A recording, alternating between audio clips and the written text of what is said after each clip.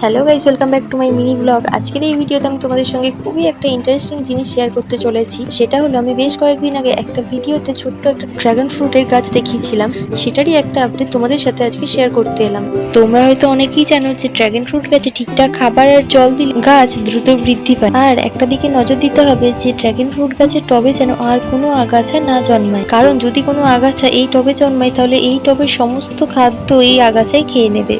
তাই জল আর খাবার দেওয়ার পাশাপাশি এই জিনিসটাও লক্ষ্য রাখতে হবে। আর আমি আমার গাছে কি খাবার দিই সেটা যদি তোমরা জানতে চাও তাহলে অবশ্যই কমেন্ট করো, আমি জানিয়ে দেবো।